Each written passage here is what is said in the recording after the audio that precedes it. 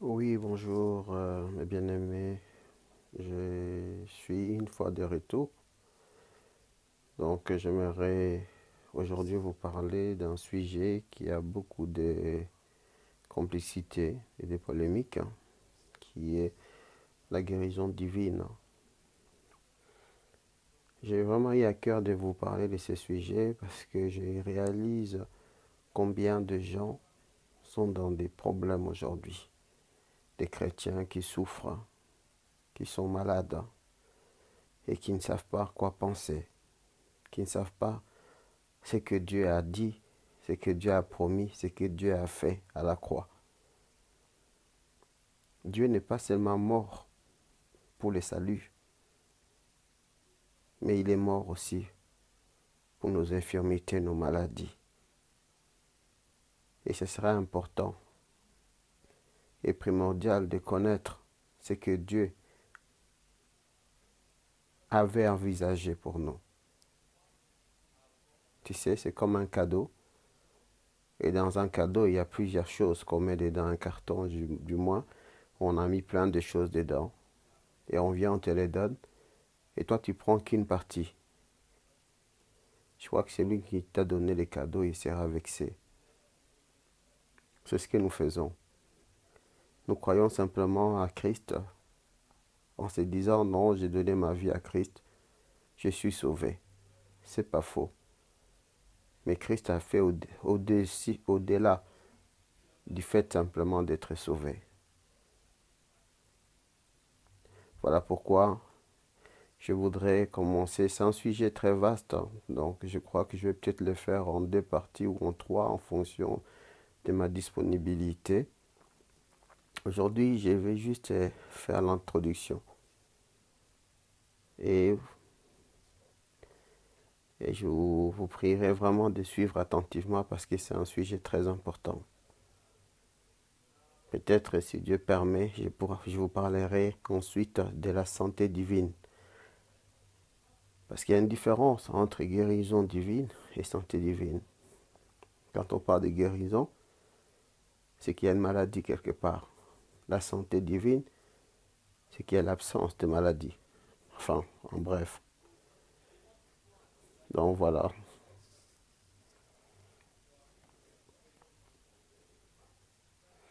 Donc comme je disais, j'aimerais vous parler aujourd'hui d'un sujet très, très controversé à ces jours, car beaucoup pensent que ce n'est plus d'actualité.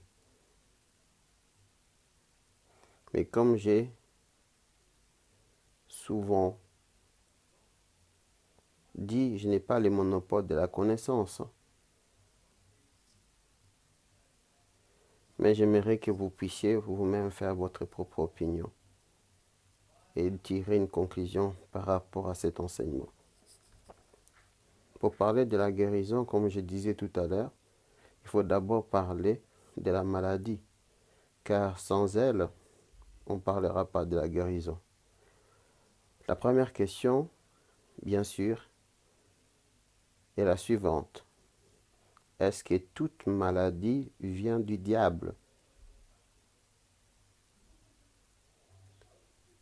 ou il y a aussi des maladies naturelles? Là, c'est déjà un sujet de dispute, de convergence entre les gens. Certains pensent qu'il y a des maladies naturelles, d'autres pensent qu'il n'y en a pas. Mais avant de répondre à cette question, examinons ensemble d'où vient la maladie. En Genèse 1, lorsque Dieu a créé l'homme et tout ce qui est contenu, nulle part il fait allusion à la maladie, ni aux médicaments qui devaient nous soigner. Or, nous savons que Dieu a tout prévu.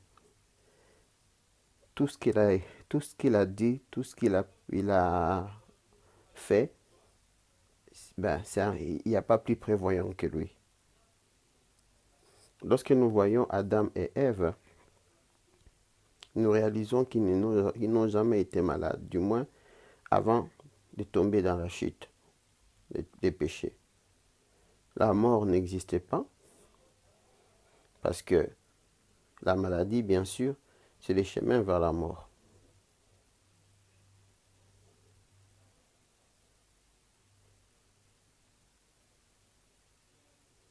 Mais lorsque le péché est entré, lorsqu'ils ont péché, la Bible nous dit clairement que la mort est de nouveau rentrée aussi.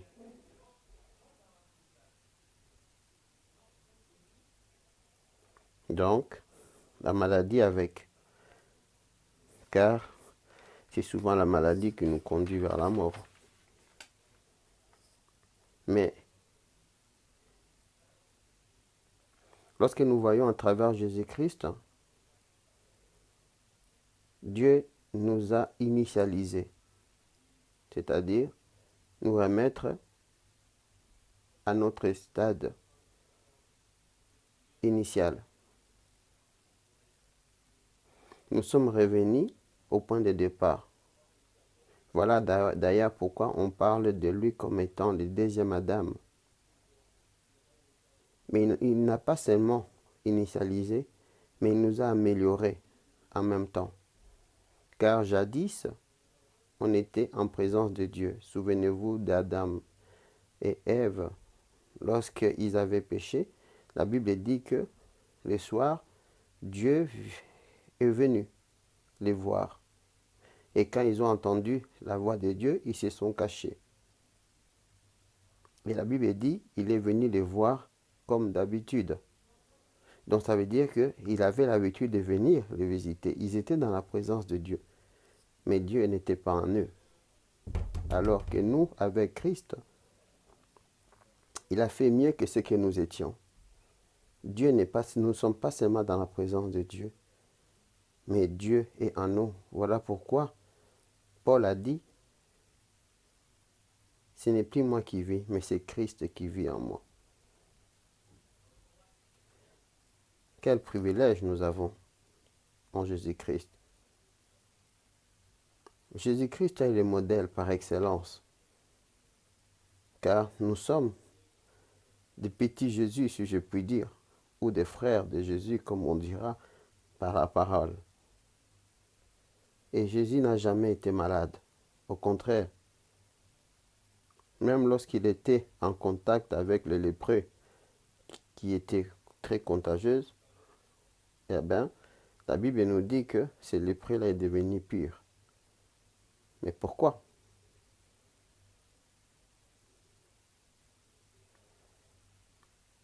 Et cela démontre que nous aussi, nous ne devons pas être malades. Jamais on a appris qu'un apôtre était malade.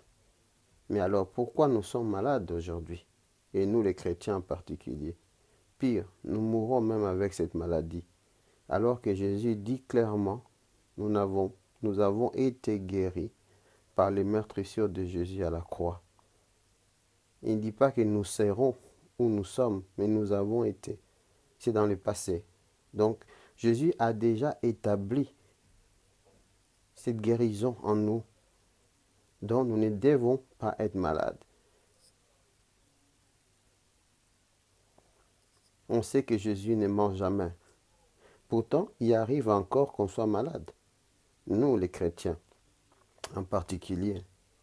Alors, quelle est la raison? Voilà ce qu'on va essayer de développer au cours de cet enseignement. On a 4 points ou 4 éléments qui nous amènent dans l'échec. Faute de connaissance, l'incrédulité. Alors, c'est quoi l'incrédulité? Certains diront que c'est le manque de foi. D'autres diront que c'est peu de foi. Mais en réalité, c'est ni l'un ni l'autre. Comment ça? Souvenez-vous de Jésus, il a dit, si vous avez la foi comme une graine de moutarde, vous déplacerez une montagne. Donc, le problème, ce n'est pas un peu de foi. Parce que le peu de foi que tu as peut déplacer une montagne.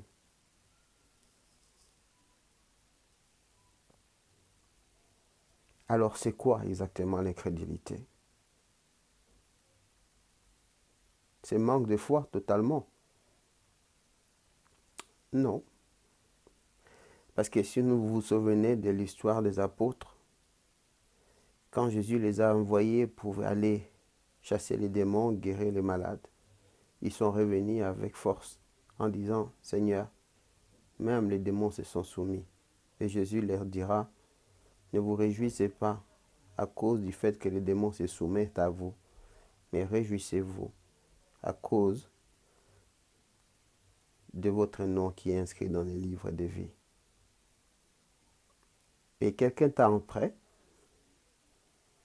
on les a amenés à un enfant qui était lunatique et il devait prier pour lui. Curieusement, après avoir prié, les démons qui étaient là, du moins la maladie, eh bien, cet enfant est toujours resté de la même manière. Le papa désespéré, il est allé voir Jésus en disant, j'ai été voir tes disciples, ils n'ont pas pu guérir mon enfant. S'il te plaît, tu peux guérir mon enfant. Jésus dit, je peux. Tout est possible à celui qui croit, dit Jésus. Et il réprimande les apôtres en disant, il les a traités d'incrédules. Mais la question c'est, ils venaient de prier pour des gens, donc ils ont chassé les démons, dont ils ont guéri les malades. S'ils n'avaient pas la foi, je ne pense pas qu'ils seront allés pour prier pour cet enfant. Et ils étaient étonnés de voir que finalement les démons n'est pas sorti.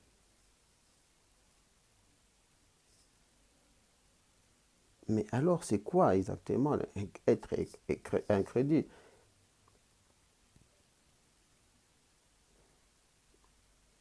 C'est ce qu'on va essayer de développer la fois prochaine. En fait, il y a 4 types d'incrédulité. Il y en a peut-être plus, mais je vais en développer 4. Les premiers incrédulités, c'est, je vais simplement les citer, et je les développerai, et on essaiera de voir un petit peu ensemble pourquoi aujourd'hui les gens ont du mal à saisir la guérison que Dieu nous a déjà accordée. Et pourquoi Dieu peut parler de nous des incrédules alors que nous espérons avoir la foi et nous croyons avoir la foi. Et c'est ça qui nous amène dans les troubles. Parce que nous nous disons, mais j'ai la foi pourtant. J'ai la foi. Mais comment ça se fait que il ne se passe rien? Est-ce que c'est parce que ma foi elle est petite? C'est parce que je n'ai pas suffisamment de foi? Toutes les questions possibles et envisageables. Mais ce n'est pas du tout ça. Nous allons les développer. Donc je vais vous citer les 4 types d'incrédulité qu'on peut avoir. Le premier, incrédulité, c'est dominer les 5 sens. Ça veut dire que tu dois être au-dessus de tes sens. Ne te focalise pas sur ce que tu vois, ce que tu ressens, ce que tu penses, et ainsi de suite. C'est très important.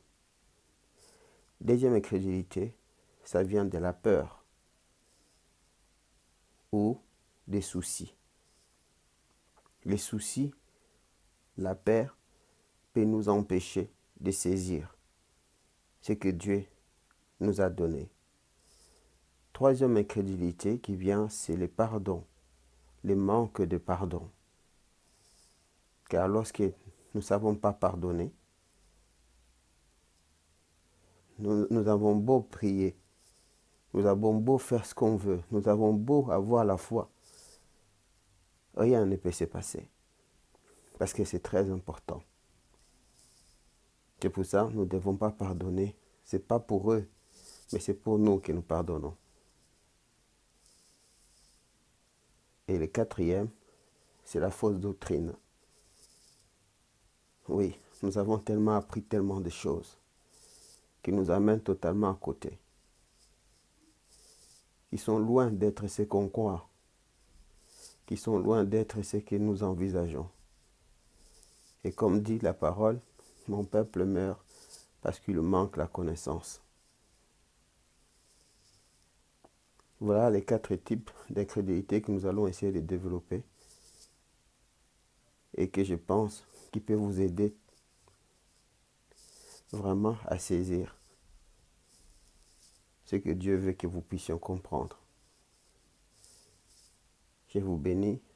Je bénis particulièrement les groupes qui évoluent vraiment très bien par la grâce de Dieu. Nous sommes à plus de 6600 aujourd'hui. Vraiment que Dieu soit béni pour ces groupes. Mais j'aimerais pas seulement qu'on se regroupe. J'aimerais pas seulement qu'on puisse poser des questions. Mais je veux que nous puissions profiter les uns les autres. Parce que c'est le but premier du groupe. C'est de profiter les uns les autres. Ceux qui écoutent ce message, qui peut les apporter un plus, eh bien, nous ne pourrons que bénir le Seigneur. Et ceux qui viennent nous rejoindre dans le groupe, ces questions et réponses sur Facebook. Si vous regardez questions et réponses sur la Bible, vous allez voir les groupes dans lesquels nous nous trouvons. Que Dieu vous bénisse. Et à très bientôt.